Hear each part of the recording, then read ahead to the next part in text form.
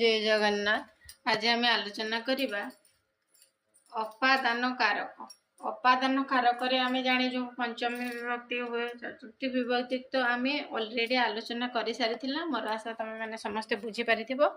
अपादान कारक पंचमी विभक्ति होता है। अपादान कारक कहले कौन बुझ आम प्रथम कहवा।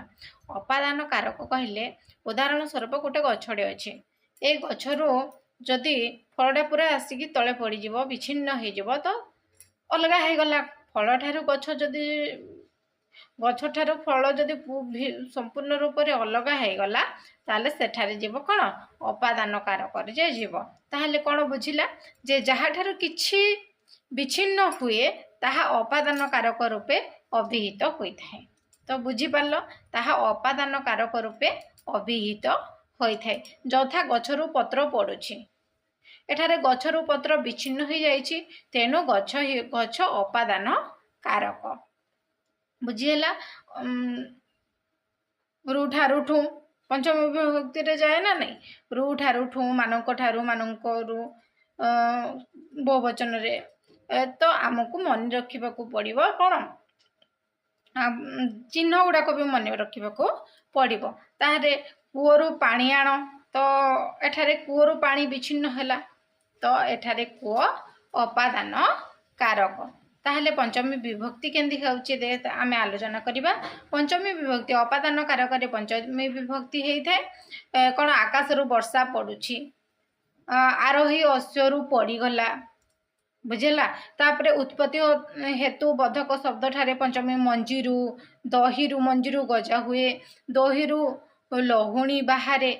मन रखि था। जदि चिन्ह गुड़ाक जदि आम मन रखिदेबा ना ताहले आमको किछि असुविधा हब नाही। देख पंचमी विभक्ति रू उ ठारू ठू ठऊ तहू मानकठू मानकरू गुड़िकरू गुड़ाकरू एगुड़ाक होउछि कौन पंचमी विभक्तिर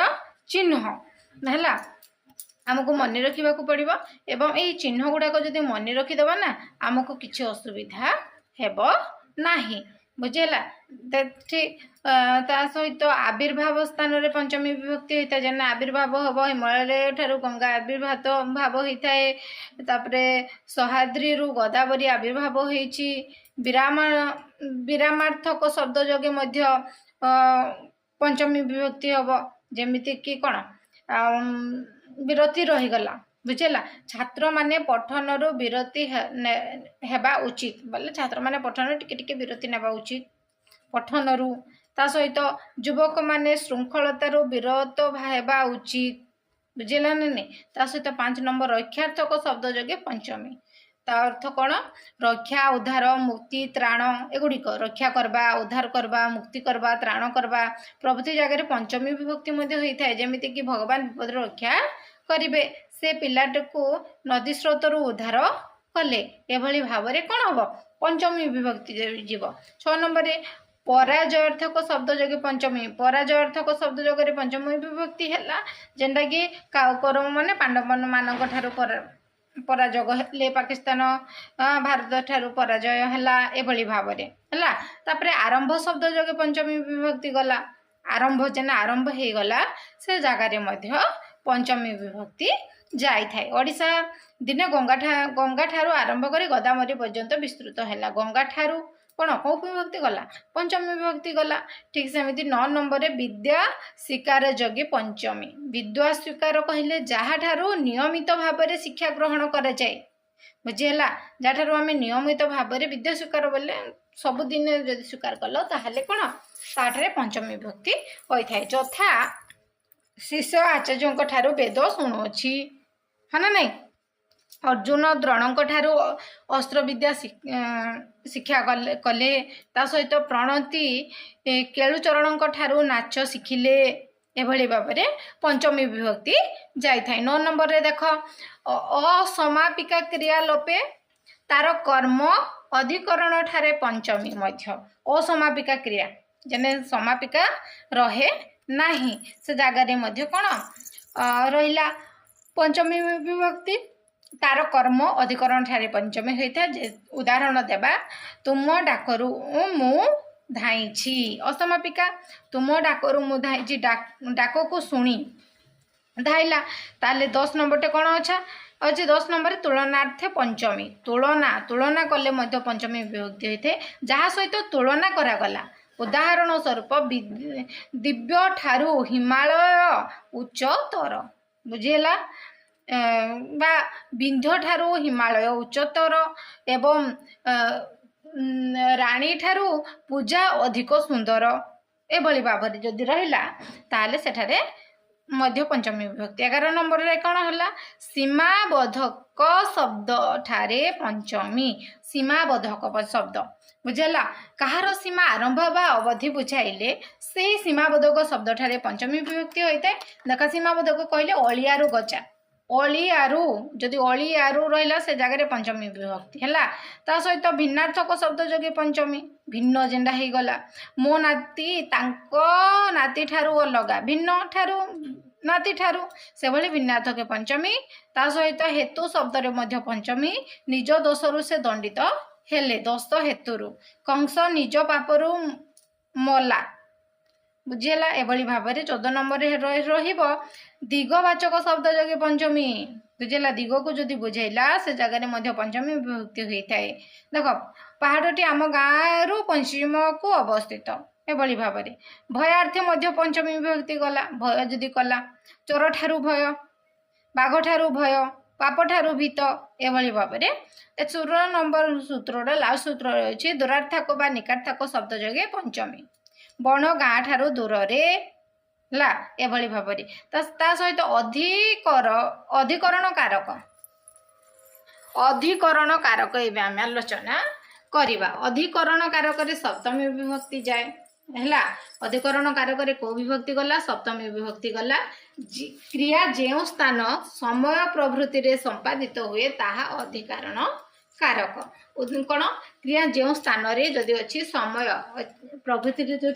संपादित है क्रियाटा स्थान समय प्रभृति रे संपादित हुए ताहाले से जगह कौन है अधिकरण कारक है। उदाहरण स्वरूप पिला माने श्रेणी रे बसिचंती कौन है पिला माने श्रेणी रे ठारे ठे रे तो पिला माने कौन है श्रेणी रे बसिचंती ताहले के जगह बसले गोटे समय को बुझा गला गोटे स्थान को गला एवं सेठारे संपादित मध्य हैला तो कौन है श्रेणी रे स्थानाधिकरण सूर्य प्रातः काल रे उदित हुअंती ताहले कालाधिकरण एभली भाव जो अधिकरण बा अधिकरण कारक बा इन कारण लेखा है किंतु कारक हम अधिकरण कारक बुझीला अधिकरण कारक साधारणतः 5 प्रकार होता है मन रखि था अधिकरण कारक केते भाग रे विभक्त करागला पुणी 5 भाग रे विभक्त करागला स्थानाधिकरण कालाधिकरण व्याप्ताधिकरण भावाधिकरण विषयाधिकरण बुझेला एभली भाव में 5 भाग रे विभक्त करागला से स्थानाधिकरण कालाधिकरण व्याप्ताधिकरण भावाधिकरण एवं विषयाधिकरण करणर केमिति पंचमी विभक्ति गला ए आलोचना करिबा सॉरी पंचमी विभक्ति ना सप्तमी विभक्ति ओके केमिति एई अधिकरण कारक रे सप्तमी विभक्ति गला से अधिकरण कारक को स्थानाधिकरण कालाधिकरण व्याप्ताधिकरण भावाधिकरण विषयाधिकरण भाव में विभक्त करागला एवं स्थानाधिकरण रे सप्तमी विभक्ति गला। पुरी रे जगन्नाथ विराजमान देख स्थान अनुसार कहगला पुरी रे जगन्नाथ एठारे पुरी रे स्थान को बुझेला तेणु एठारे के विभक्ति कला सप्तमी विभक्ति है। व्याप्ताधिकरण रे मध्य तैल तिल रे तैल अच्छी एठारे तिलर सबुआड़े व्यापी जाइए तैल थिबार सूचित होची तेणु सेठारे व्याप्ताधिकरण रे सप्तमी विभक्ति मध्य गला है। कालाधिकरण रे सप्तमी विभक्ति गला पश्चिमा राति रे चंद्र सभा पाए पश्चिमा रात्रि रे कालाधिकरण रे जीव ताले भावाधिकरण रे सप्तमी विभक्ति मध्य जीव संपद काले सर्वे सखा विपद न दियंती देखा भावार्थ भाविकी कह जाउची से जगह रे ता सहित 5 नंबर कौन रहिला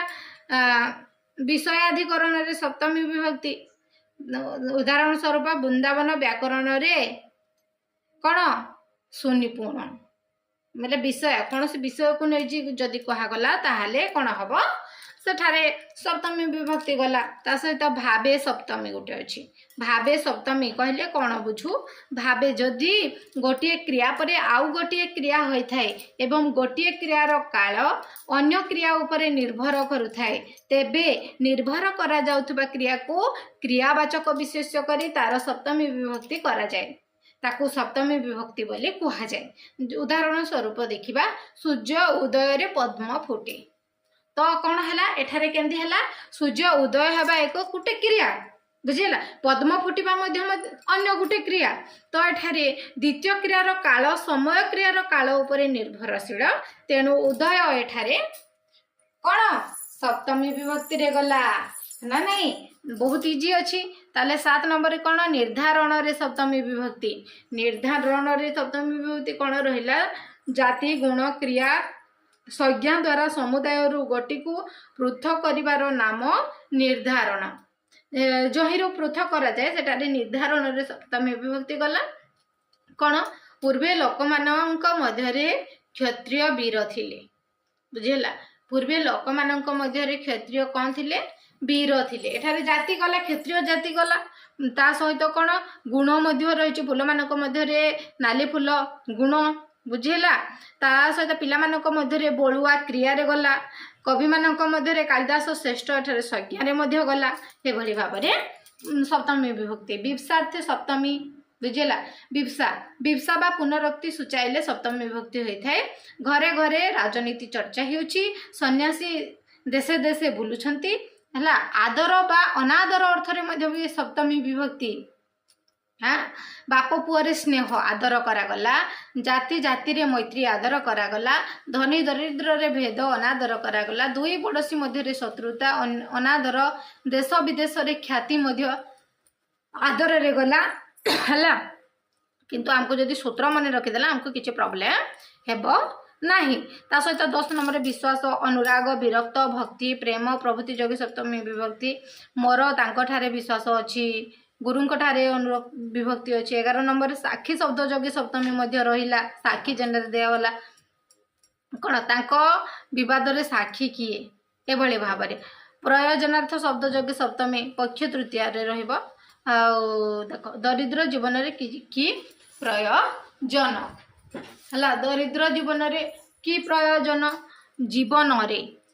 एठारे जदि जीवन रे अंडरलाइन रहिला ताहले कोन रहबो से जीवन रे सप्तमी विभक्ति जीव काहे कि सप्तमी विभक्ति गला कारण प्रयोजनार्थक शब्द जोगी सप्तमी ताहले एबे तो सप्तमी विभक्ति सरी गला किंतु कारक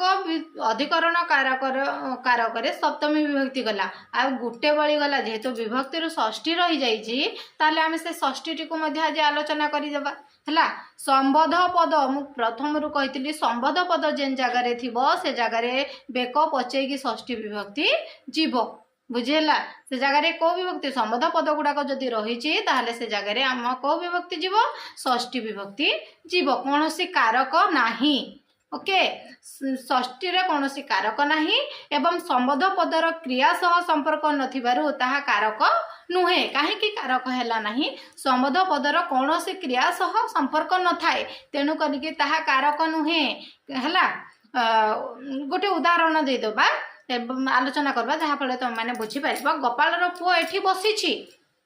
गोपाल सहित बसिबा क्रियार संपर्क नाही गोपाल रो पुओ एठी बसिछि कोनोसी संपर्क नाही बुझेला पुओ एठी बसिछि गोपाल सहित बसिबा क्रियार कोनोसी संपर्क नाही एवं कूअर पानी शीतल एठारे कौन रहा कूओ शब्दर मध्य कोनोसी क्रिया सहित कोनोसी संपर्क नथिबारु सेठारे षष्ठी विभक्ति गला बुझेला षष्ठी विभक्ति केन केन सूत्र अच्छी तार आम आलोचना करदेबा को सूत्र गुड़ाक प्रथम रहा कर्तृ सम्बन्धी षष्ठी विभक्ति कर्तृ कहले देख जेठारे कर्तव्य थाए प्रवेश थाए और गमन पद मानकर यथाक्रमे छात्र मु ओ बलिकाकर्ता से षष्ठी विभक्ति जाई थाए कर्म सम्बन्धी मध्य षष्ठी विभक्ति गला बुझेला मोर सेठारे प्रवेश नाई मोर से जगह कौन रहा षष्ठी विभक्ति बालिकार से भाव में गमन धीर षष्ठी विभक्ति रही थाए। कर्म सम्बन्धी मध्य षष्ठी विभक्ति उदाहरण कर्म सम्बन्धी कहले कौन